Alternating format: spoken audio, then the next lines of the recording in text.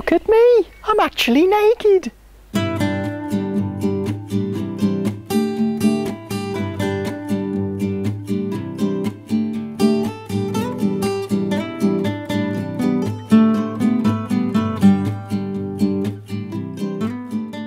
No, I'm not. It's far too cold for that. Bit of an easterly breeze. But we have had a nice dry spell and it has been quite warm. And I'll show you later on what I've been doing out the front. But this week I'm going to do some work on my vegetable patch and I'm going to sow myself some spinach and some beetroot. So let me just tell you what I'm going to do in here. The garlic's already in and it's coming up nicely. I'm thinking next to it maybe a line of beetroot. Next to that a couple of rows of spinach. My sweet corn will go down this end and that might just leave me enough room here for a row of cauliflowers. So beetroot first. So the first thing I'm going to do is dig me a little trench 1 spade's width wide along here, and I'm going to try and get rid of some of the stones so that I don't end up with mutant beetroot. So let's just mark where I'm going to dig. I've got my riddle and away we go.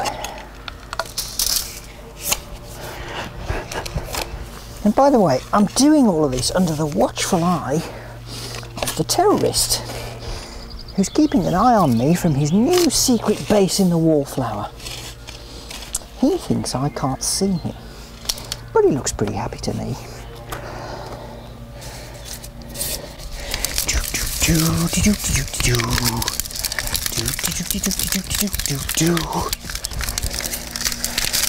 I've got quite a few bibbles here. I'll get rid of those, put them in a box and take them somewhere. This might take me a little bit of time, so come back later. Go and make a cup of tea or something.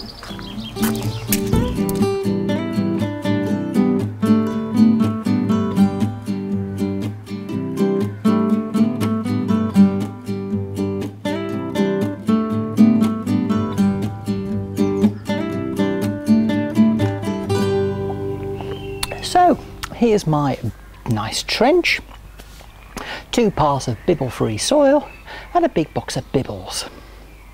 Now, if I was to put that straight back into there, it wouldn't fill it because there's the volume of the bibbles to think about.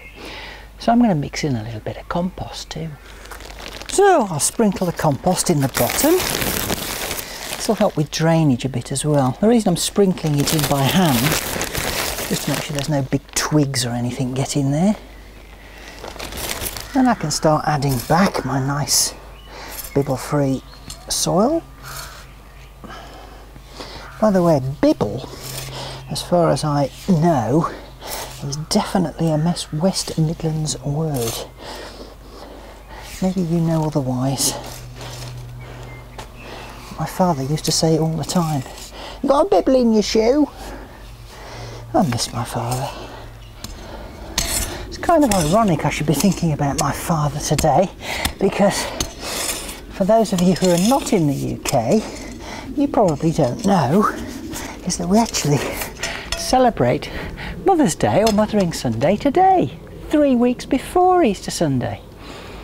I never understood that, or why the rest of the world celebrates it 3 weeks after Easter.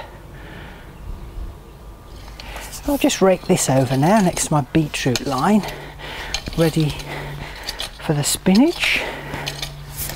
So I want a 1/2 inch deep drill, which I'll create using my handy pocket dibber.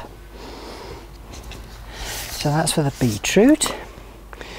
Now one for the spinach. And another one for the spinach. Now before I do anything else, I'll just mark the 2 ends of the drills so that I know exactly where I've planted these seeds. And anything else that pops up is a weed. And now I'll sprinkle in the beetroot. This is a variety called Monetta, which claims to require less thinning. Quite how that works, I don't know. And for the spinach, this is a variety called Madania. Just sprinkle these in. and cover the seeds over.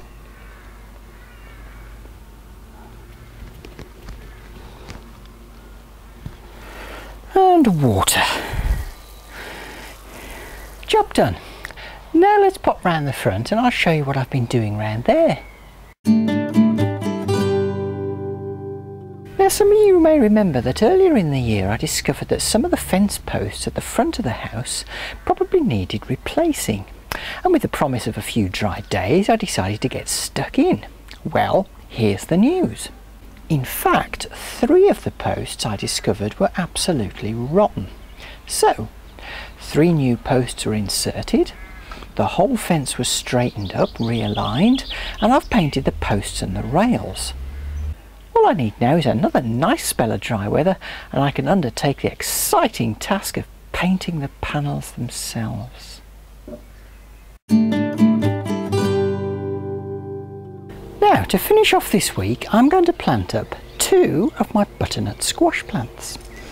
Now, I've decided that I'm going to plant them in this bed here. I'm going to pop one here and another one there. And notice that my rhubarb's starting to sprout. Hurrah! There we are. There's one in. Lots of lovely roots on these, I have to say. And that's the other one. Nice.